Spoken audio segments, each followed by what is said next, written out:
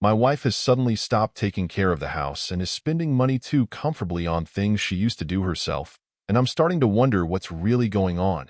Okay, let's start with some backstory. I'm 33. My wife Nesty is 26. We've been together for about 5 years, married for 2. She's never been career-focused, which has been fine with me, as I've been building my delivery business. It started with simple food deliveries in our city, and now we're doing groceries, packages, and even specialty deliveries to nearby cities. I won't lie, the business is going well, and she knows we're comfortable. Nesty has always been a stay-at-home mom, and it was a mutual decision. And at first, everything was smooth sailing.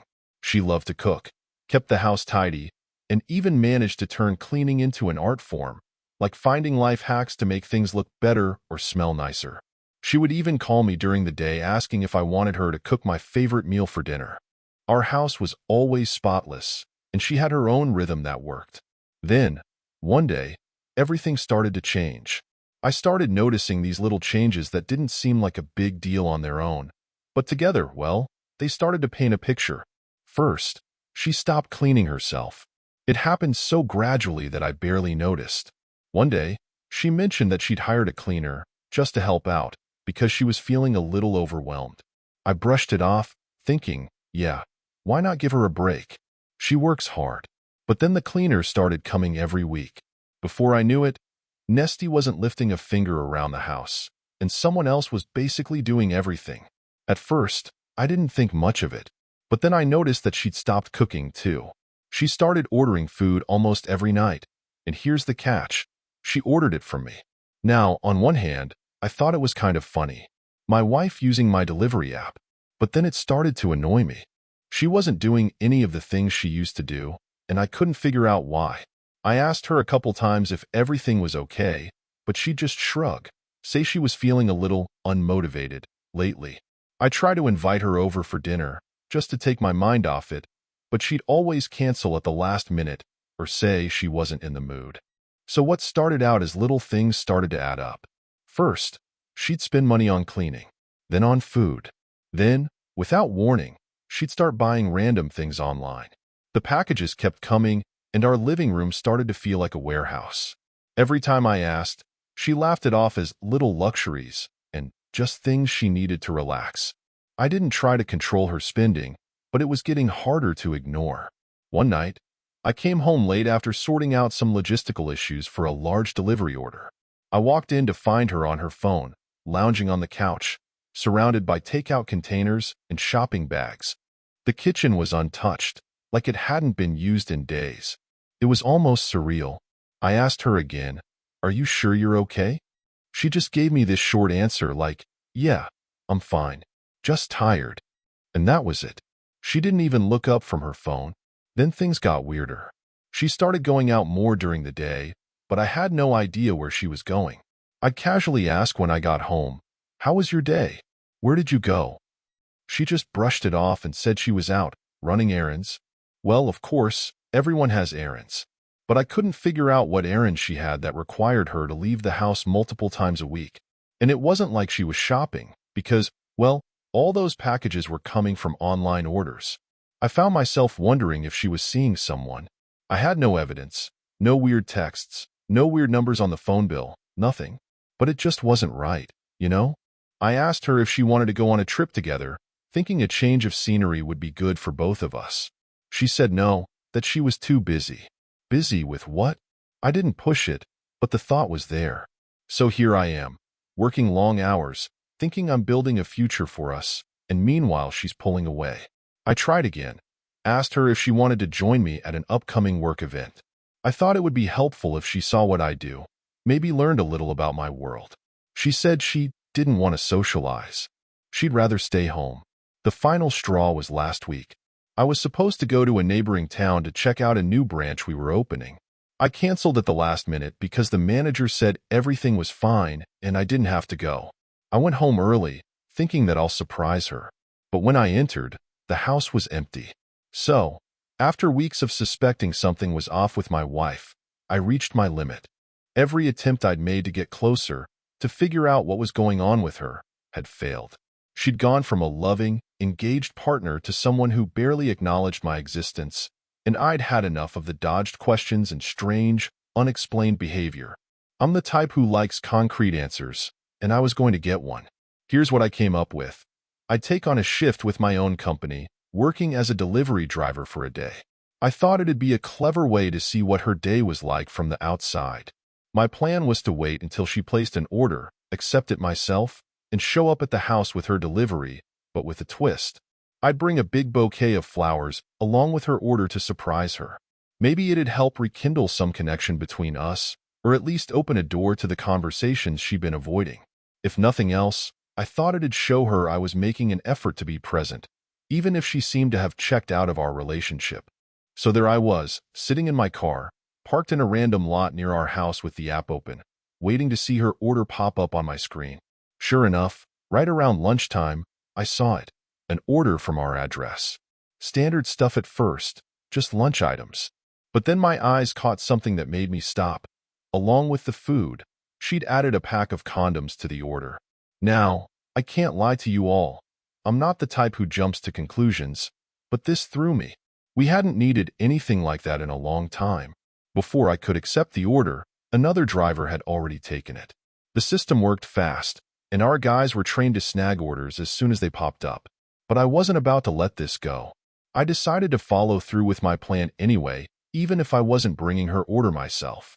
I grabbed the bouquet I'd bought, hopped in the car, and headed home. When I pulled up, I saw the other delivery driver's car already parked out front. And here's where it gets interesting, or gut-wrenching, depending on how you look at it.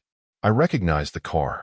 It belonged to one of our newer delivery guys, a young guy who'd started with us a couple of months back. I'd even trained him myself, showed him the ropes. He'd seemed eager, friendly, maybe a bit overconfident. But he was reliable and knew how to make a good impression, so I hadn't thought twice about trusting him with any of our customers, especially my wife. I stood outside for a second, holding the flowers, wondering if I should go in. Part of me thought I was making a mistake, that I was just being paranoid. But something about the whole thing felt off, and I couldn't shake the feeling. So, I decided to go for it. I walked up to the door and unlocked it as quietly as I could. I figured if I was wrong, at least I'd have a chance to surprise her without making a scene. But if I was right, well, I needed to see for myself. As soon as I stepped inside, I heard voices coming from our bedroom upstairs. Muffled, but unmistakable. I thought maybe they were just chatting. Who knows, maybe he'd struck up a conversation about the delivery or something else. But then I heard something else, something that left no room for doubt. A sound that I knew immediately because I'd heard it before. I crept up the stairs, careful not to make a noise. My heart was pounding in my chest, and I could feel the flowers shaking in my hand. I got to the bedroom door, which was slightly ajar, and peeked through the crack. And there they were. My wife, my own wife, tangled up with this guy. Both of them were fully wrapped up in the moment, completely oblivious to anything else. I'll spare you the details. No one needs to visualize that. But let me tell you, the scene burned itself into my memory in an instant. Every little detail, every sound, the way they were completely absorbed in each other. It was like a slow-motion nightmare I couldn't wake up from. The weirdest part? They hadn't even noticed me. I stood there for what felt like forever, just watching, frozen in place. Finally, I snapped out of it, realizing that I needed to leave before I did something I'd regret. I took a step back, and that's when the flowers I was holding slipped from my hand. They fell to the floor with a thud, and the sound echoed in the silence that suddenly filled the room as they both froze and looked toward the door. She gasped, eyes wide, like she couldn't believe what she was seeing. As if I was the one who was out of place, the intruder in my own home. The delivery guy just stood there, half-dressed, staring at me with this dumb, stunned expression like he'd just been caught stealing from the office supply closet. I didn't say a word. I just reached down, slipped off my wedding ring, and dropped it on top of the flowers. Then, without another glance, I turned and walked out. Her voice followed me down the stairs, shouting my name, begging me to come back. But I didn't stop, didn't even turn around. It felt like the ground got pulled out from under me. I was still holding those damn flowers, standing there like an idiot while they scrambled to cover themselves. You better believe that moment burned itself into my memory, and I couldn't just let it slide. This wasn't going to end with me quietly walking away while they just went on with their lives like nothing happened. No, that guy. He was going to feel it, every bit as much as I was. Right after I left the house that day, I went into action mode. The employee who I'd once thought was a decent guy, he was gone from my company within 24 hours. I called in a meeting with HR and explained everything. He was fired on the spot, with a clear message to the rest of the staff why he was let go. I made sure everyone understood exactly who this guy was and what he'd done, not just to me, but to the company. Some might say I went overboard, but for me, it felt like there was no other option. I wasn't about to let him off easily. I've built my business from scratch, and he disrespected that. After that, I didn't stop at just letting him go. I made a few phone calls to other business owners in the area who run similar operations. I didn't need to exaggerate or get nasty about it. I simply told them the truth, laid out the facts. Within days, word spread around the industry about who he was and what he'd done, and it wasn't long before he couldn't find work anywhere nearby.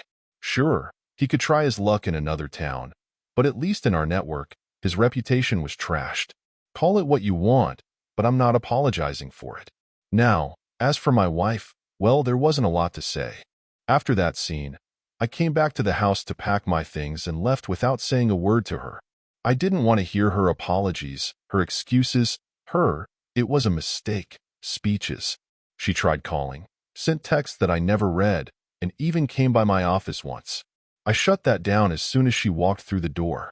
There was no way I was letting her back into my life, no matter what story she was ready to spin.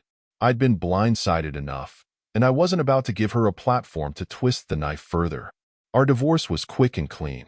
I wanted nothing from her, just to be free of her. I filed the papers myself and signed everything I needed to without dragging it out. Once everything was settled and she was officially out of my life, I did what I do best. I threw myself into work, but this time, it was different. My business had always been my passion, but now it was my entire world. I cut out all distractions, all the noise, and just focused on scaling it up. I started working crazy hours, ignoring weekends and holidays. It's like I found another gear I didn't know I had. The betrayal had left this emptiness, and I was hell-bent on filling it with success. Over the next year, my company exploded. We expanded into new cities, doubled our staff, upgraded our tech, and took on major contracts I hadn't even dreamed of before. I went from running a solid local business to being one of the biggest players in our area. It felt good to see those numbers climb, to watch something I'd built become bigger than I'd ever imagined. People in my industry knew my name. They knew my company. I was making a mark, and I wasn't stopping for anything. But here's the thing, lately, I've been feeling this strange sense of, I don't know, restlessness, maybe? It's like I've done what I set out to do, but now I don't know what's next. I've achieved more than I thought possible, but I still have this empty feeling gnawing at me, and I'm not sure how to get rid of it. I've poured everything into this business, and while it's successful beyond my wildest dreams, I'm starting to wonder if it's enough. I thought reaching these heights would make me feel complete, like I'd finally put the past behind me, but here I am, still haunted by it all. I can't go back to how things were, obviously. I've built a new life without her, and I have zero interest in dating or starting anything up again. That part of me feels like it's dead, but at the same time, I'm not content. The revenge, the success, none of it has given me the closure I thought it would. So here I am, sharing my story with you all. I don't know what the future holds, or if this emptiness ever goes away. But I guess my question is, what would you do in my shoes? What's next when you've achieved everything you thought you wanted, only to realize it still doesn't feel like enough?